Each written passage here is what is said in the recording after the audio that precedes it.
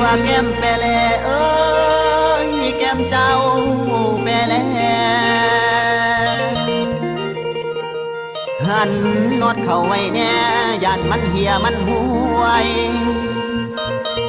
ขันนอดเหี่ยผัดสิสวยเสียทรัพย์สินของใสสิ่งที่หามาได้สิวินาศจิบหายดังนั้นทั้งท่านยิ่งท่านซ้ายขอให้เอาใจใส่นอดน้อยน้อยใหญ่ใหญ่ให้ควรเบิ่งควรแย่งทั้งนอดเบรกนอดฟ้าแรงควรเบิ่งแย่งให้ดีๆจึงโกยขึ้นขับขี่ไปมาได้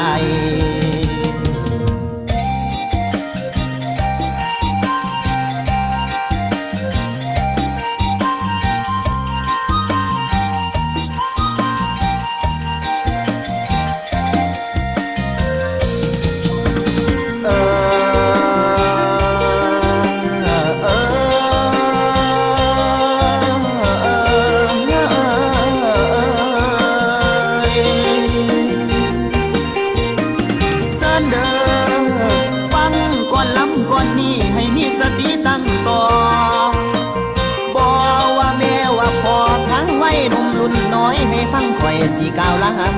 ำบางทานสีบ่คิดหวนเห็นซ้ำคำหนึ่งอย่างทวนทีผู้มีรถแล่นย้ายที่เดินผ่านถนนอันสองให้คำหนึ่งถึงสนคนเฮาทุกผ่านแต่ละเมืองแต่ละบ้านอยู่ตามท้องถิ่นสถาน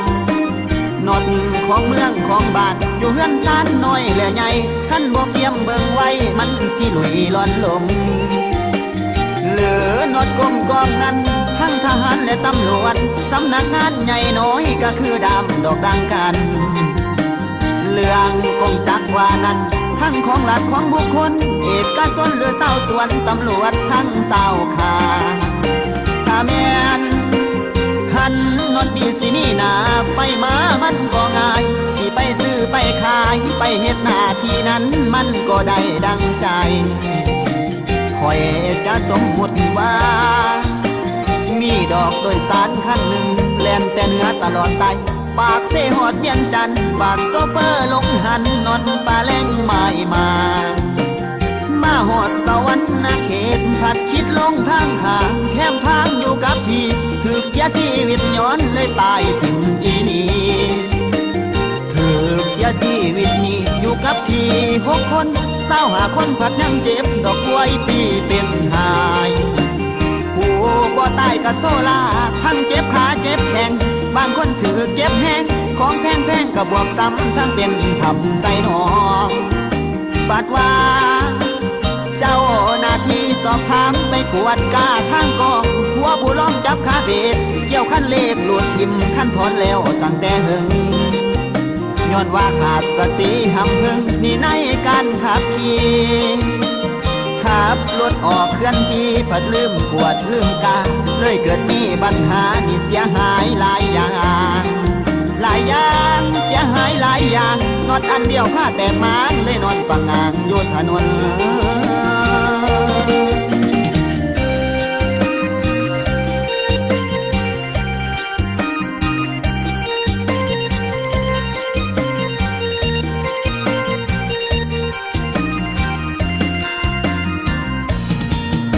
บัดนี้สิสมเทียบใส่คนมีของเฮาจักน้อยนอดมีความหมายบ่คอยนี่กับเวียกกับงานนี่บางคนบางท่านไปเฮ็ดราชการนี่ไปมาเศร้าคำทั้งขาดการคิดทำสิเสียหน้าเสียตาไปเวียกแล้วว่าสิมาผัดลงแวหานน้อยบางเชื่อจนป่าปล่อยหอดหน้าที่การงานเจ้าว่าไปเหตุการณ์ผัดไปมาแล้วแท้ไปมาแล้วแปดจนลืมเบียกลืมการบัดมาสำนักงานหลดบ่ได้หอดเบียงหัวหน้าเว้าจนปากเปียกน้ำหน้าที่การงานจากหัวบุลองมันหวานให้กวดกาไว้เติมกวดกาไว้เติมย่านหลงลืมบ่อนเว้าให้เป็นเจ้าสวยกัน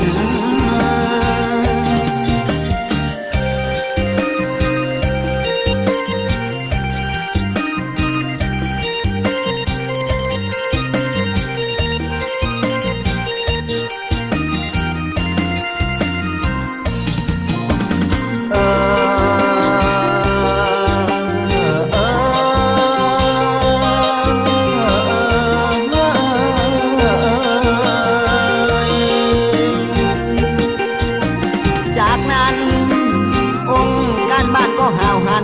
นเกี่ยวหันน็อตอย่าให้มันหลุดกดนี่ตกเหียเสียหายเพื่อบ่ให้มันไม้ต้องเมืองแย่งบ่ขาดยานมันเพ้อมันพลาดต้องเข้มงวดกวดกาเพื่อบ่ให้มีปัญหานี่เกิดมาติดต่อบาดนี้เว้าเรื่องพ่อคือหัวหน้าครอบครัวพร้อมทั้งเมียทั้งผัวและลูกเต้าน้ำแน่ผู้เป็นพ่อเป็นแม่คือหัวน็อตสำคัญจะต้องได้ขยันหันน็อตอยู่เรื่อยๆยานมันตกมันเตื่อยสิเสียสิ่งเสียของหัวน็อตหัวบุญล้อมต้องให้แน่นให้แกนถ้าบ่แน่นบ่แกนมันสิเปสิเพเบิ่งบ่ดียันมันเสเพพังตั้งบ่เที่ยงบ่อยากให้มีความเสี่ยงคุณบุตรลูกเต้าแล่นเศร้าให้สั่งสอนบ่สั่นเกิดเดือดร้อนถ้าหัวน็อตมันไม้อันตรายสิมาถึงพวกหมู่เฮาแหล่งเศร้าบ่อยากให้เป็นคือเว้าทุกคนเอาใจใส่น็อตบ่ดีใส่บ่ได้เบิ่งแย่งไว้อีหลีเบิ่งแย่งไว้อีหลีสีหน้านวลหวนไว้ก่อน